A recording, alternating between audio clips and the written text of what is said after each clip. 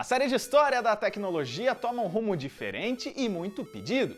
Nós vamos entrar no mundo dos games e contar a trajetória de uma das empresas mais icônicas dessa indústria. E a minha camiseta aqui já dá o spoiler de que é a Atari. Aproveitando a cobertura que passou da BGS 2018, maior feira de games da América Latina, a gente vai contar tudo sobre essa empresa que ajudou a formar a base do que a gente joga hoje. E nada mais justo do que contar também com a ajuda do Voxel para isso. E tá aqui o Guilherme Dias para contar essa história com a gente. É isso aí, galera. Então já deixa seu joinha, assina o canal e toca no sininho aqui. Bora para a história da Atari.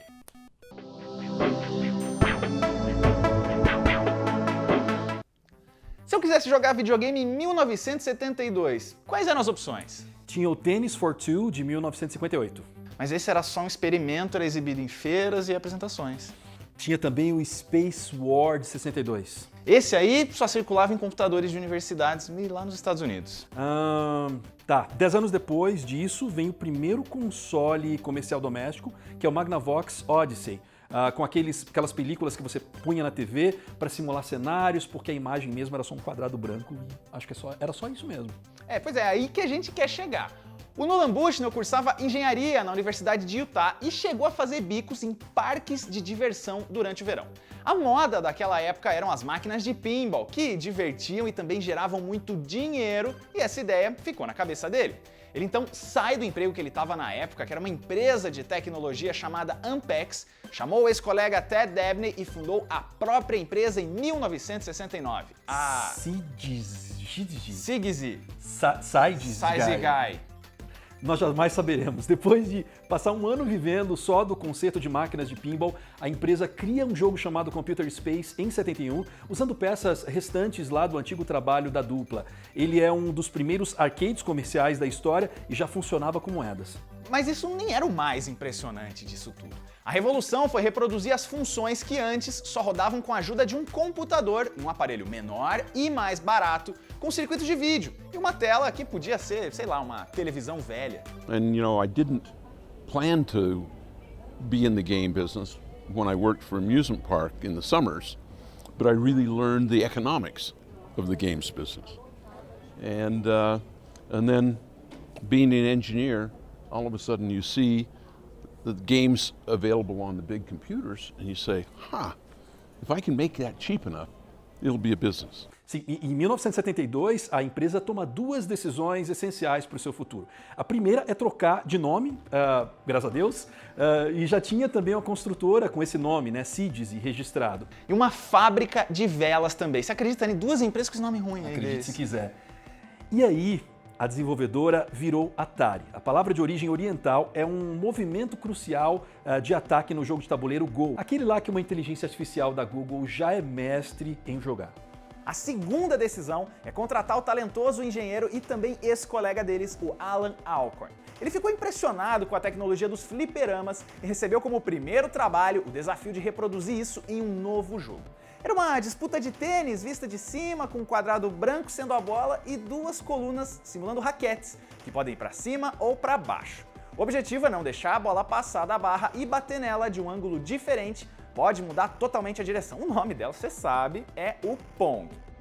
E uma das partes mais icônicas dessa história é que o protótipo do Pong foi colocado para testes entre agosto e setembro de 72 na Andy Capp's Tavern, em Sunnyvale, Califórnia. Foi um sucesso absoluto e a manutenção era frequente na máquina porque ela ficava abarrotada de fichas. O Pong foi oficializado em novembro com um sistema revolucionário e uma jogabilidade tão incrivelmente básica quanto funcional. We had a really bad idea with the coin-op games. When you got a high score, you could put your name in. And then, of course, we noticed that sometimes people would put in bad words instead of their name. So we started testing for certain bad words and didn't let them in. And then we had the idea, well, let's let people put pictures of themselves. We take a picture of them and put it on. And so all of a sudden, we had pictures of people's butts up there.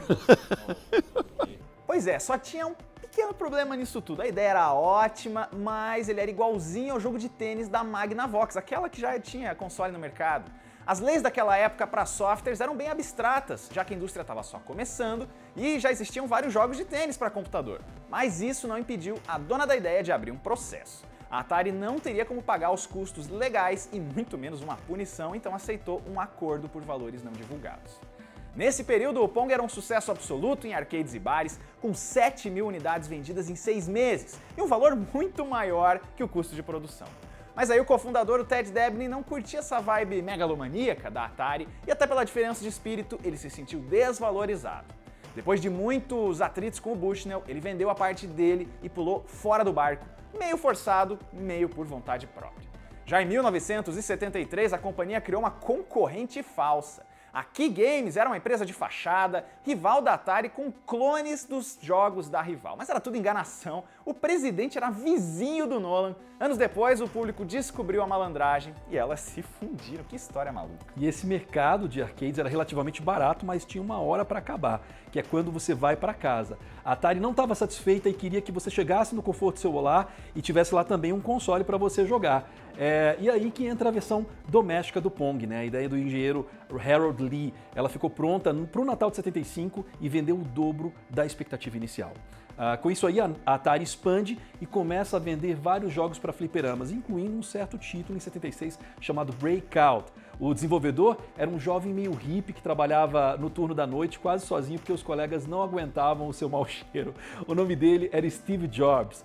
E ele pediu a ajuda do seu amigo Steve Wozniak para construir a placa de circuito, já que engenharia não era exatamente seu forte. O Woz foi injustiçado na época porque não levou crédito, nem o bônus, nem dinheiro, mas isso fica para outra história que você vai acabar contando por aqui, né? Com certeza, a Voyal é muito pedida. Mas nesse mesmo ano, o Nolan Bushnell queria tirar um sonho do papel. Um único console para rodar todos os títulos da Atari, tipo uma vitrola tocando discos, não só um tipo de disco só. Mas faltava verba para isso e o jeito foi literalmente se vender. A Warner levou a empresa por um valor que é especulado entre 28 e 32 milhões de dólares, e o Nolan conta em entrevistas até hoje que ele se arrependeu um pouco do negócio, porque foi o começo do fim. O Steve Jobs, que já tinha saído nessa época para fundar a Apple, chegou a fazer uma proposta de investimento, mas ele recusou. Mas, por enquanto, era só notícia boa. Em 1977 nasce o Atari Video Computer System, o Atari VCS. VCS no início, né? Porque depois ele foi rebatizado para o nome mais popular, Atari 2600. É assim que a galera conhece, né? Ele era um hardware extremamente limitado, com memória de apenas 128 bytes. Você ouviu direito, é bytes. E ele vinha com 2 joysticks e um jogo incluso, o Combat, além de 8 cartuchos vendidos separadamente. Apesar do Odyssey ter inaugurado a família de consoles domésticos, foi o Atari que fez essa cultura nascer e crescer até chegar no que a gente tem hoje. It was always about speed. The chips didn't want to go fast enough to create a picture. And so, I like to say, in the early days, the balls were square, not because we wanted them, because that's the only way we could do it. And so it was always about taking the best technology that was available and pushing it as hard as we could. Atari Anonymous, my son Boris has a missile command problem. My mission in life is to save all of mankind. Lately, my daughter has developed a similar problem with Atari warlords. Now with video pinball, my husband is acting funny lately. With Atari games so ingenious, so involving, so intense, I ask you, Atari Anonymous, is this problem contagious? O que a versão institucionalizada, a versão oficial da história não conta é que os engenheiros, que eram a alma da empresa, dominavam toda a criação e mantinham o clima o mais livre possível por lá. Os caras andavam descalços na empresa, fumavam maconha durante o expediente e faziam festas memoráveis se as metas fossem batidas, e isso sempre acontecia. Só que o cofundador discordava demais dessa gerência da Warner e em 78 isso ficou insustentável. Foi igual à saída do Dabney, né? Ele disse que pediu para sair, a Warner alega que ele foi demitido. O Bushnell foi realizar outros projetos, abriu a cadeia de restaurantes Chuck E. Cheese e voltou em 2010 para a Atari, só que como consultor dessa vez. Pois é, e outras pessoas saíram nesse período também, especialmente alguns desenvolvedores, alguns engenheiros que estavam insatisfeitos com o controle criativo que era imposto e a falta de crédito pelo trabalho duro. Nomes como David Crane, Larry Kaplan, Bob Whitehead e Alan Miller fundam em 1979 a Activision, primeira desenvolvedora third party da indústria de games. Nesse período, a Atari já tem títulos clássicos no catálogo, como Asteroids, Battlezone, Centipede, Adventure e, claro, Pelés Soccer e aquele comercial maravilhoso. Atari somete sus juegos a grandes pruebas. Karim Abdul juega contra el básquetbol de Atari.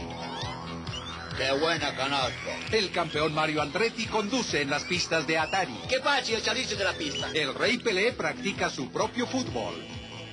¡Qué golazo! ¡Casi que me ganan otra vez! Atari es como jugar un verdadero partido. Pelé, ¿qué tal el partido? Mejor que nunca. Nadie le ofrece más juegos que Atari, de venta en Sears y otros almacenes, con la garantía de servicio de Graphics S.A. E a partir de 1979, a Atari se arrisca no mercado diferente, o de computadores. Os primeiros modelos foram o Atari 400 e 800, que faziam tarefas básicas e também rodavam alguns jogos. Eles e suas variantes venderam bem, especialmente na Europa, e foram seguidos da linha Atari ST de 85. O último PC da Atari ainda era dessa família, o Falcon, de 92. Mas vamos seguir nessa linha do tempo aí, porque agora a história fica boa. Quer dizer, boa para contar, né?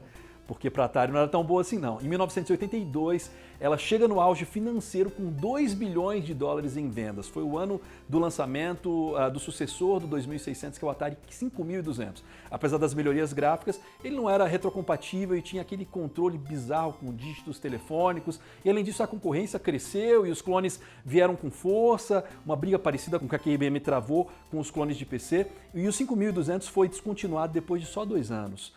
Aí vem uma combinação de erros que fez a Atari e toda a indústria quase se despedaçar.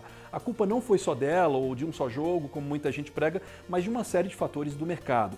Muitos consoles eram lançados sem qualquer preocupação com estoque, muitos jogos sem qualquer preocupação com qualidade, e os prazos e contratos eram fora da realidade.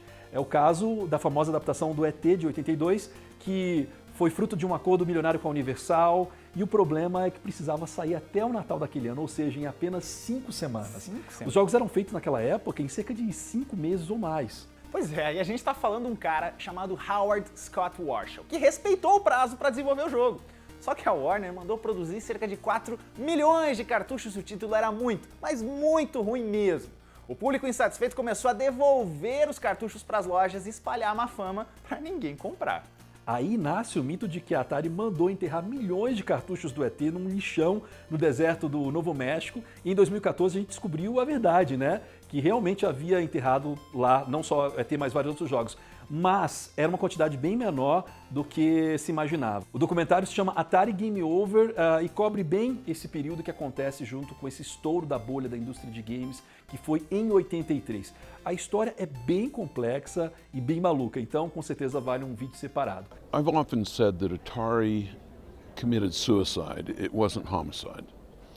And the real reason is that they, after I sold the company to Warner, they put mostly record executives in charge of things.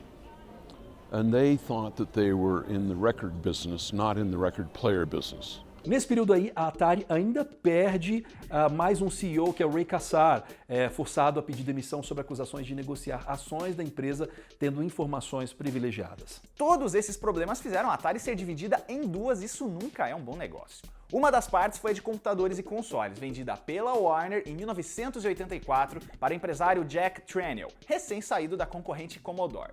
Essa metade a gente considera como a continuação da história, segura ela. Já a Atari Games, que era a desenvolvedora de arcades, foi repassada para Namco em 1985, comprada por um grupo de investidores americanos em 86, recuperado pela agora Time Warner em 89 e vendida para WMS Industries em 96. Lá ela virou subsidiária da desenvolvedora Midway, trocou o nome para Midway Games West e fechou oficialmente em 2003. Como a Midway faliu, as propriedades voltaram para a dona original, a Warner. Acabou. a Atari ainda se envolveu com a Nintendo, uma das principais rivais dela. Para começar, ela quase foi a fabricante responsável pelo console de estreia da empresa no Ocidente, mas aí a própria empresa, a Nintendo japonesa, resolveu fabricar o NES. Depois, quando ocorreu a divisão, os funcionários da Atari Games criaram uma companhia chamada Tengen e lançaram alguns jogos para o Nintendinho. O problema é que eles não tinham autorização da própria Nintendo, que limitava a quantidade de parceiros e de cartuchos lançados por ano. Na surdina, usando engenharia reversa, a Tengen comercializou até uma versão de Tetris que foi alvo de processo vencido pela empresa japonesa e fez com que ela entrasse na legalidade até ser fechada em 94. Do outro lado da empresa, os negócios foram prejudicados, mas não pararam nessa mudança de administração. Parcialmente em 1984 e com relançamento 2 anos depois, sai o Atari 7800, com retrocompatibilidade, gráficos melhorados, mas a mesma qualidade sonora do 2600 e um certo desinteresse da marca fizeram o projeto quase não decolar. Em 88 saiu o Lynx, uma tentativa de entrar no mercado de portáteis. O destaque era a tela LCD colorida, que era realmente uma inovação, mas de novo, a falta de games e de marketing leva o produto ao fracasso comercial, nem sombra do Game Boy da Nintendo. Em 1993, a Atari aposta todas as fichas no projeto de uma pequena empresa que ela ajudou a financiar e cancela ou suspende todos os outros hardwares. O Jaguar era um console da 5ª geração, que perdeu feio a disputa contra a PlayStation 1, Nintendo 64 e até o Sega Saturn. Eles consideravam uma alternativa mais barata e era mesmo, mas o aparelho tinha vários defeitos, a biblioteca de games não se sustentou com 56 títulos lançados. Foi a última tentativa da Atari no mercado de consoles de mídias físicas. Em 96, o que restava da Atari Corporation começa a ser jogado de um lado para o outro. A primeira troca de poder é a fusão com a JTS, que é uma pequena empresa que fazia memórias. Só que a fase era tão ruim que o nome da empresa resultante é JTS Corporation e a Atari passa só a gerenciar suas patentes e franquias. Isso dura 2 anos e em 98 a Hasbro compra a Atari pela merreca de $5 milhões e deixa ela encostada numa subsidiária de games. Essa filial também deu errado e tanto ela quanto a Atari são absorvidas pela francesa Infogrames, que eu acho que é um nome muito esquisito porque não é de games. A compra é concluída em 2001. A Infogrames já é dona de algumas franquias bem interessantes como Alone in the Dark, Roller Coaster Tycoon, Dragon Ball Z Budokai, XCOM e Driver, e aí finalmente a Atari voltou a fazer o que sabia fazer melhor, que era colocar a mão na massa. Em 2001, 3 jogos saíram com o selo da marca, que é o Splashdown, MX Rider e Transworld Surf, e ela estoura em 2003 com Enter the Matrix, que é o primeiro jogo baseado na série de filmes e um sucesso de vendas. Eu adorava esse. Mas olha, nos últimos anos dá pra dizer que a Atari só sobrevive do passado, com lançamentos pontuais das franquias que ainda tem direito. Em 2011, ela começou a série Atari Greatest Hits para portáteis, tablets e smartphones, uma coletânea dos melhores jogos da sua época de ouro. Ele atingiu 10 milhões de downloads em um ano, mas não foi muito além de bons números. Tem também os consoles Flashback, uma série de aparelhos lançada desde 2004 com jogos na memória. Aqui no Brasil, inclusive, a Tectoy é a responsável e lançou em 2018 o Flashback 8 e também o portátil. Aliás, no Brasil, o Atari chegou oficialmente em 1983, com uma parceria de licenciamento com a Polyvox, que pertencia à Gradiente e foi um sucesso. Esse homem está disputando uma corrida de Fórmula 1 contra um inimigo terrível. O Atari Videogame. A pista é perigosíssima e os outros corredores não têm amor à vida. Mas o homem desafiou sua inteligência e venceu. Atari Videogame. O inimigo que todos querem ter. O Atari da Atari. Mas junto com ele vieram também os inúmeros clones e cartuchos compatíveis, gerando um mercado paralelo que criou a indústria brasileira de games e também a indústria da pirataria. Essa história é contada da melhor forma possível no documentário 1983, o ano dos videogames do Brasil, que está disponível completo aqui mesmo no YouTube, não esquece de assistir depois. E a empresa ainda não acabou não, viu? No momento da publicação desse vídeo, a Atari está encaminhando o lançamento de um projeto misterioso apresentado em setembro de 2017. É o VCS, o retorno da empresa aos consoles. O aparelho tem um visual que puxa para o retrô e uns detalhes técnicos todos meio obscuros aí. Ele fala em rodar jogos clássicos do Atari, indie games e tem um sistema operacional baseado em Linux, mas isso não diz muita coisa sobre esse aparelho que foi financiado pelo Indiegogo. O jeito é esperar e torcer, né, para que a Atari pelo menos ganhe uma sobrevida depois de tanta história. O sucesso de antes não vai voltar, mas a glória fica para sempre, né, Newton? Que bonito. E essa história da Atari, uma empresa que revolucionou o mundo dos games, foi uma das responsáveis pela maior crise que esse mercado já enfrentou e hoje passa bem longe daquele passado glorioso de poucos pixels e sons abafados. Mas isso não tira o mérito desses pioneiros que com certeza merecem essa nossa homenagem. Se você quiser ver uma empresa, um produto ou um serviço aqui no canal, é só deixar uma sugestão aqui nos comentários. Se você quiser saber não só da Atari, mas sobre tudo que está rolando no mundo dos games, é só se inscrever no canal do Voxel. Assine o canal do Tecmundo e do Voxel também, dá um joinha, toca no sininho e confira a playlist completa do História da Tecnologia, porque o tema que você quer já pode ter sido contado por aqui. Até a próxima! Tchau!